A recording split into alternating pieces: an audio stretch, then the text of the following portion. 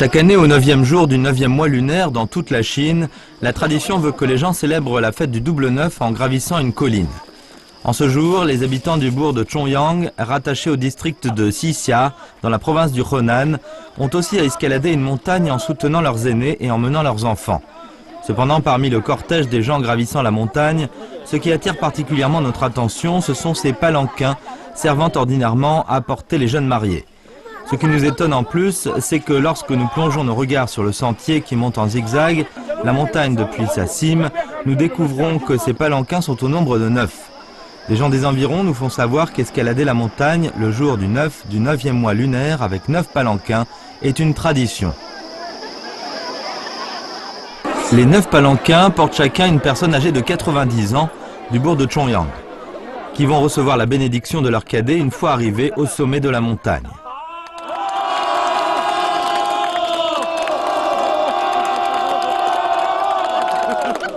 Cette coutume excite notre curiosité.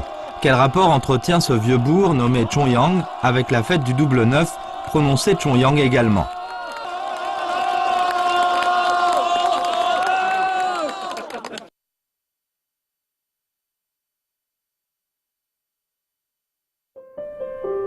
Situé aux confins des provinces du Henan, du Shanxi et du Hubei, le bourg de Chongyang est à 200 km environ, respectivement au nord de la ville antique de Xianyang, au sud-est de Xi'an, qui a été la capitale de la dynastie des Qin, et au sud de Luoyang, qui a été, quant à elle, successivement la capitale de 6 dynasties.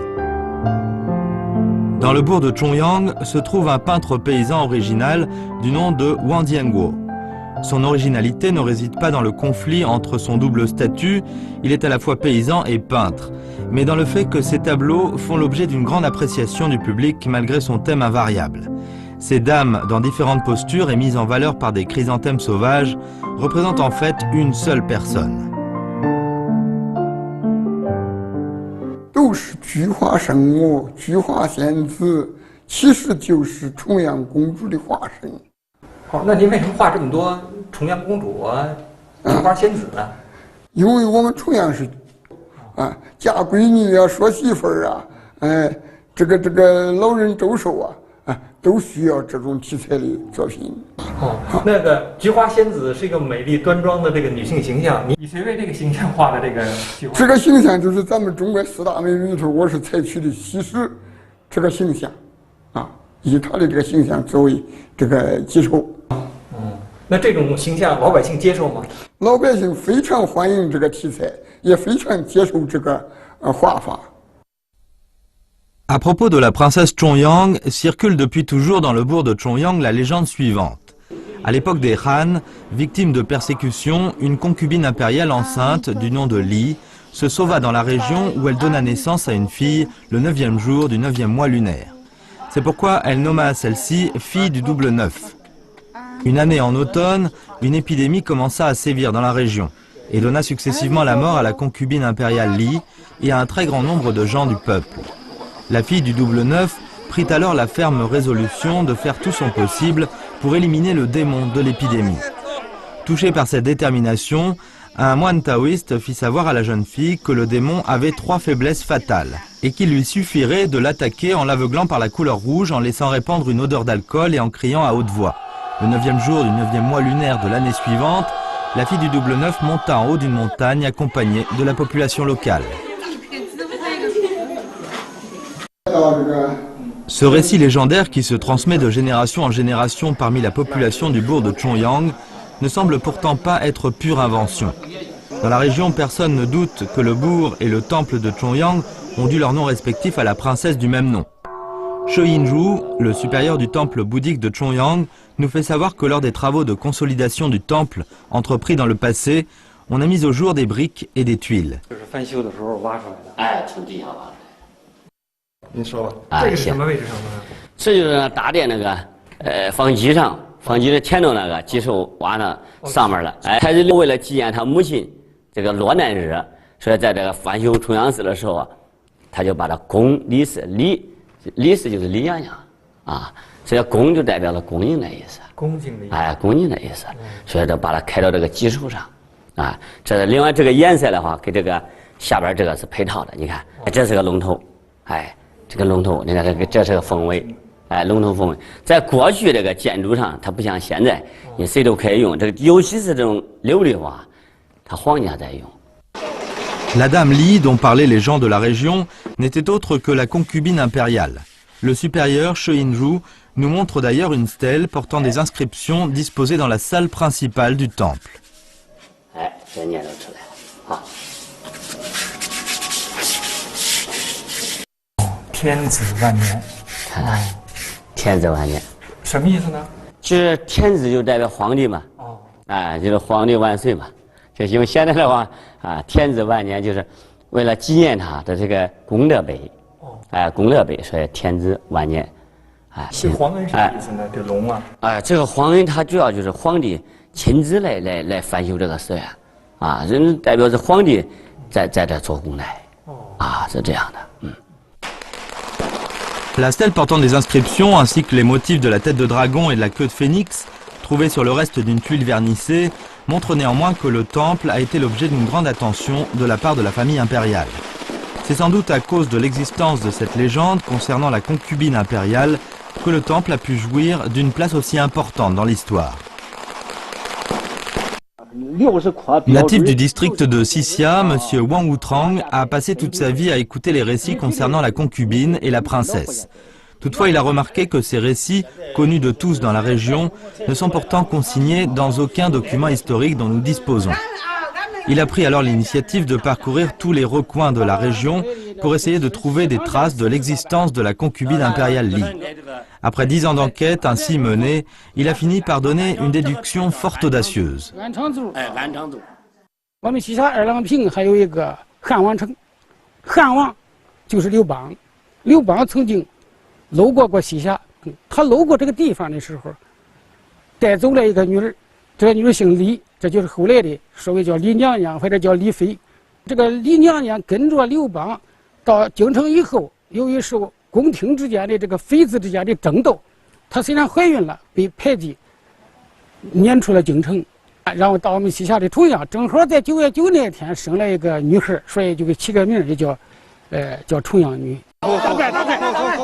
Après son enquête menée dans la région, M. Wang est parvenu à donner cette conclusion inédite.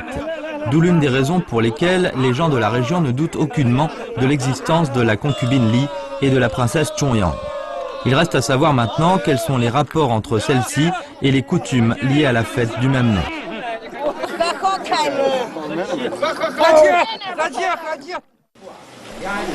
À Chongyang, le chrysanthème, une des spécialités locales, est considéré unanimement comme la fleur la plus représentative de la région. Malgré son apparence quelconque, les chrysanthèmes sauvages constituent une matière première indispensable pour la fabrication d'une eau de vie propre au bourg de Chongyang. L'alcool de chrysanthème brassé chez Ye Yuju est reconnu pour sa qualité incontestable. Selon la légende dont on a parlé plus haut, l'alcool de chrysanthème constituait une arme magique dont se servait la princesse Chongyang pour dompter le démon de l'épidémie. Parce que celui-ci avait peur de son odeur forte et piquante. Utilisé jadis pour chasser le démon épidémique, l'alcool de chrysanthème est une boisson consommée abondamment lors de la fête du double neuf. Ce n'est donc pas étonnant qu'on entende souvent le dicton suivant dans la région. On ne peut s'abstenir de boire à Chongyang et Chongyang doit sa réputation à l'eau de vie qui lui est propre. On est très nombreux à Chongyang à fabriquer ce genre d'alcool.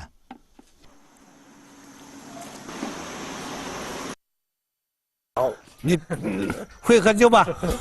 会喝一点点。来品尝品尝我们重阳的菊花酒。好好好好啊，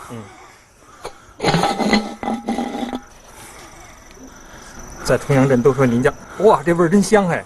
都说您家的酒最好。我这够10年了。10年了啊，我都泡。哎，好好好。就是他有些年的时候，我这10年也品尝品尝，味道很香。啊。 甜的，甜的，这是甜，时间长了，时间长了，时间长了，酒味是像那个了，这，啊好，很好，好，甜酒。 Si le chrysanthème sauvage a été utilisé comme une arme magique contre le démon épidémique selon la légende, c'est qu'il a une certaine valeur médicinale.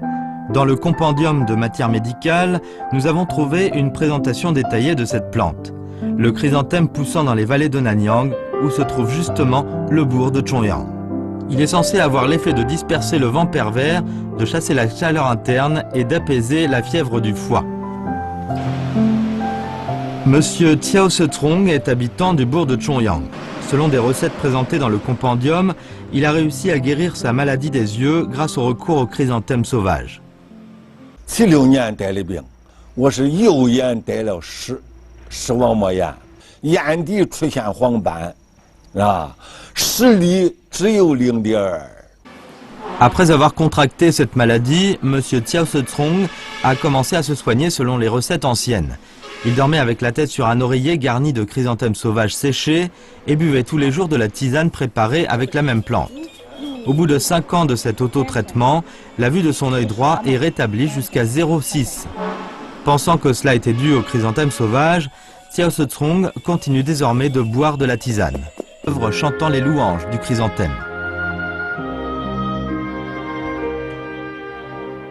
唐朝开始，李白、杜甫一直到元朝的元好问，历代的名家诗人，大部分都游过西夏，而且写了很多关于菊花的诗、重阳的诗。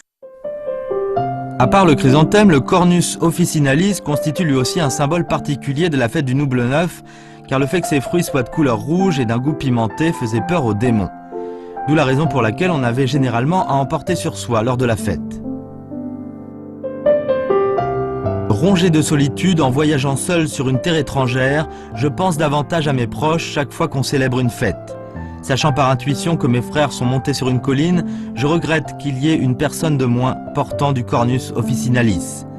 Ce poème, intitulé en souvenir de mes frères du Shandong, le 9e jour du 9e mois lunaire, ayant pour auteur Wang Wei, célèbre poète des Trang, a fait du Cornus un symbole de la fête du Double Neuf. C'est justement la description du Cornus dans ce poème qui a permis à Wang Wutrang d'affirmer que les mœurs de la fête du Double Neuf ont été constituées dans la région lors de l'époque des Trang.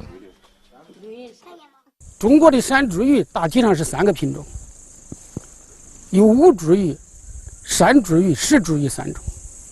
乌茱萸产在云南、贵州和江浙一带。他们在9月9日的时候，他已经采摘了，茶茱萸已经没有茱萸了。而石茱萸呢，它是在秦岭以北，9月9日的时候，它还没有成熟，都是青的。 9月9日，农历这个天后，果汁成熟，亮晶晶、红轩轩的，只有伏牛山这个南边这一带，就是我们西夏。王维所说的这个茶茱萸，到底是茶的哪个地方的茱萸呢？我们研究认为是茶的是西夏的一种山茱萸。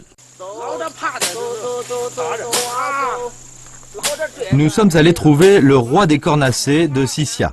Si cette plante est considérée comme le roi des cornacées, non seulement parce qu'il est haut de 11 mètres et que le tour de son tronc mesure 1,5 mètre, mais notamment qu'il est capable de donner des fruits charnus et à rendement élevé. 像这个树，当时最高产量就是450公斤，900斤，1斤100块就能卖9万。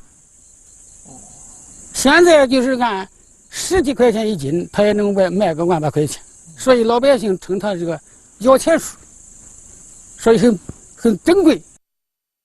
哎，这果子可以吃吗？可以，这是个药材。药材哈。啊，这吃的有点发晒甜，也能吃。能吃。但是它主要是个药材，它是滋阴补肾。涩辣，有点涩甜酸。它是6味地黄丸的主药。 Avant l'introduction du piment en Chine, les Chinois avaient généralement recours à des plantes au goût élevé, comme le Cornus officinalis et le gingembre, pour assaisonner les plats. Le Cornus de Sissia est connu pour sa caractéristique suivante. Sur chacune de ces collines, on trouve un roi des cornacées, et les fruits donnés par chacun d'eux sont variés en termes de goût et d'apparence à cause de leurs gènes différents. Le chrysanthème et le Cornus officinalis sont d'ores et déjà devenus des produits représentatifs du district de Sissia. Chaque année, à l'approche de la fête du Double Neuf, on trouve partout au bord de Chongyang des chrysanthèmes en fleurs et des Cornus officinalis chargés de fruits mûrs. Ces deux spécialités de la région confirme sans doute on ne peut mieux la véracité de la légende. Selon M. Wang Wutrang, la tradition qui consiste à escalader une montagne doit trouver son origine dans la connaissance imparfaite des maladies épidémiques. Considérant toute épidémie comme une sorte de démon redoutable, les anciens de la région ont trouvé comme moyen d'y faire face de gravir une montagne, et cela dans le but à la fois de faire fuir le démon et d'en triompher. 带的是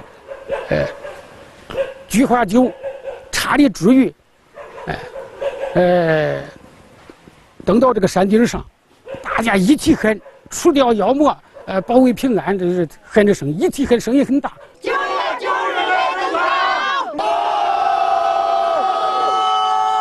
雄华举继续。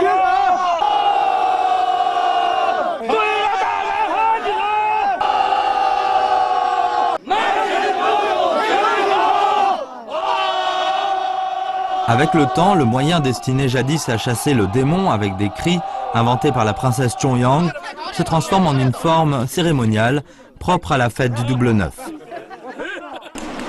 En fait, la légende concernant la princesse Chongyang ne s'est pas arrêtée là.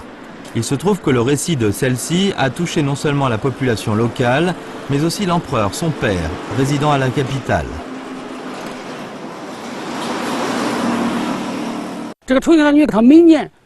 到这个重阳节的时候，都带着菊花呀、山茱萸啊、菊花酒啊去看望他父亲，并把民间这些活动也带到京城。后来这个京城也都学会，觉得很好，所以这个刘邦就发令，全国都要到9月9这一天过重阳节，登山、赏菊，喝菊花酒、插茱萸、攀山，就这些活动就普及开来了。 La légende concernant la princesse Chongyang arrive à son dénouement parfait. Voilà la raison pour laquelle la fête du double neuf est appelée également Journée des filles. À 92 ans, Madame Xue Fangxia connaît par cœur le récit légendaire de la princesse Chongyang.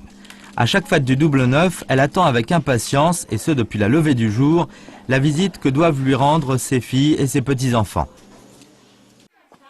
Le 9e jour du 9e mois lunaire, les filles qui se sont mariées doivent rentrer chez leurs parents pour bavarder un peu avec leur mère, l'aider à faire le ménage et lui coudre une bourse de fruits de Cornus officinalis. On dit que pour exprimer son attachement envers sa mère, la concubine impériale Li, qui avait malheureusement trouvé la mort au cours de l'épidémie, la princesse Chongyang a déposé devant la tablette de celle-ci une gerbe de fleurs, soigner la maladie. D'où l'origine de la coutume des Chinois d'offrir des fleurs de chrysanthème à leurs proches. Le fait d'offrir à la mère des bourses de fruits de Cornus constitue une version évoluée de la pratique de la princesse Chongyang et qui a pour morale essentielle de lui souhaiter bonheur et santé. Comme le 9 est le chiffre maximum dans la culture traditionnelle chinoise, le 9e jour du 9e mois s'est vu transformé avec le temps en une date portant allusion à la longévité des personnes âgées. L'escalade de la montagne s'est vue elle aussi dotée d'un nouveau sens, celui d'exprimer le souhait de longévité. Les nouilles de longévité que prennent à ce jour des personnes âgées de Chongyang sont un peu différentes de celles des autres régions. 为什么老人做寿的时候要吃这个羊肉白面呢？羊肉的羊跟重阳的羊是同音嘛？谐音。谐音，啊，白面白跟白色的白有什么区别？白少一横。啊，那就是99。对对，我们重阳的99就是代表高寿的意思。 Si nous avons bien compris, un bol de nouilles accompagné de viande de mouton est porteur d'un double sens. Le double neuf et la longévité.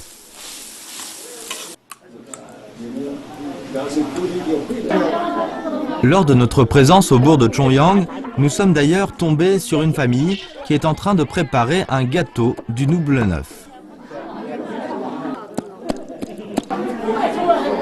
Ce gâteau spécial a pour ingrédients des fruits de Cornus officinalis, des feuilles de chrysanthème, de la farine de riz et d'autres fruits locaux. Une fois cuit à la vapeur, le gâteau est censé montrer ses 9 couches. Un vieil homme de Chongyang nous fait savoir qu'il a vu lors de sa jeunesse des gâteaux du même genre, faits avec 5 variétés de céréales, dont le riz, le petit haricot rouge, du blé, du soja et le millet glutineux. Et que les gâteaux ainsi faits étaient donnés de 5 couleurs différentes, blanc, rouge, jaune, blanc et noir. et de 5 saveurs variées, douces, acides, amères, piquantes et salées. Parmi les ingrédients qu'on utilise aujourd'hui pour faire des gâteaux du double neuf, seule la fleur de chrysanthème et le fruit du Cornus officinalis sont de saveur amère. Selon les taoïstes chinois, les 5 céréales et les 5 saveurs sont propres à préserver l'homme des maladies en tout genre et à permettre la prolongation de la vie.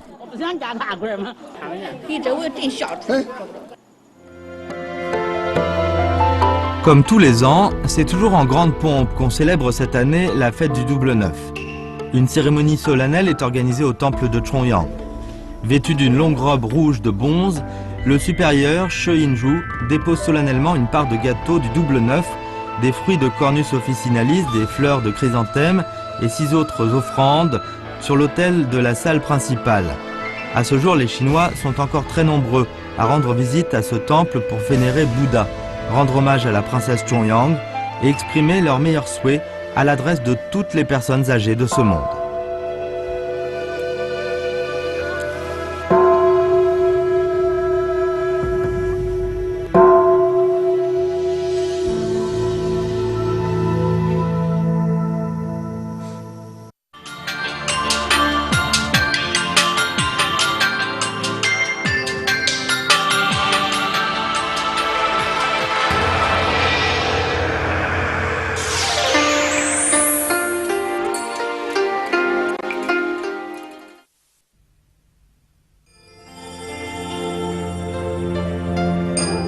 Ce bol Jatai semble des plus ordinaires aux yeux des non-initiés.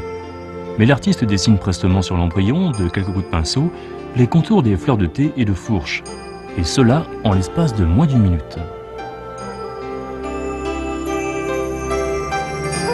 Pourtant, la rusticité de ces fleurs d'apparence simple donne des sources d'inspiration inépuisables aux artistes modernes de Tingdejian dans leur création de porcelaine. Des bols Jatai aux bouteilles de raisin, le grand artiste Qin Xilin expérimente ses innovations en porcelaine à motif indigo.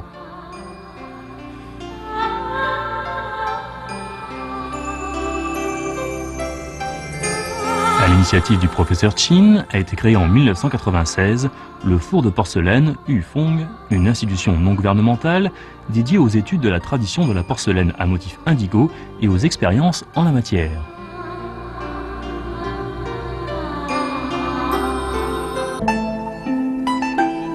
Le four de porcelaine Yufeng conserve les styles naturels et sobres de cette porcelaine, ainsi que la douceur de sa couleur, la simplicité de ses lignes et son attachement aux nuances spatiales.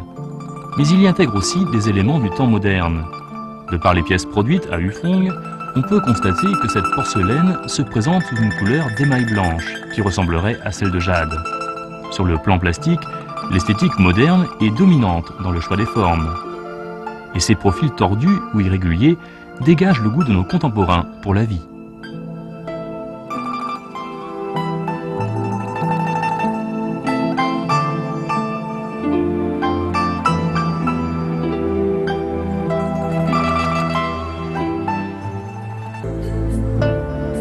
La recherche de l'individualité et de l'innovation est la devise des artistes au four Yufeng dans leur création. Les motifs ne sont plus limités aux traditionnels dragons et phénix, fleurs et oiseaux ou personnages anciens. Tout ce que les artistes voient et imaginent peut entrer dans leur dessin. Les procédés ont aussi évolué. Auparavant, le modelage était minutieusement effectué. Aujourd'hui, on recourt à la main et aussi au couteau et à la brosse pour obtenir la forme voulue.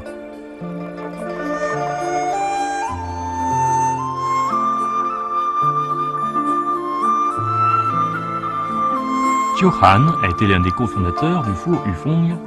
Les motifs paysagistes sur ces pièces de porcelaine recherchent les effets de rudesse et de concision. On voit bien que quand il peint, il manipule son pinceau comme bon lui semble, qu'il s'agisse de monts, de rochers, de nuages ou de rivières à exécuter.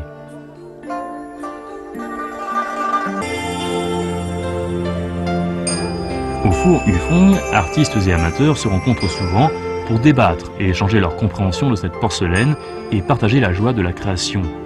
Cette atmosphère d'ouverture a pour effet de conférer une plus grande diversité de styles et de nouvelles sources d'inspiration aux créations dans cette institution.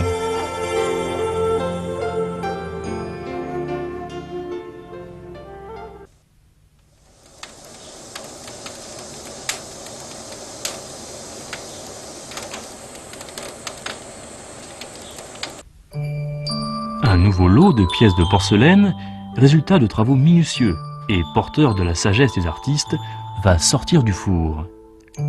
Ces objets recèlent chacun en eux le courage de ces artistes innovateurs travaillant au four Yufeng.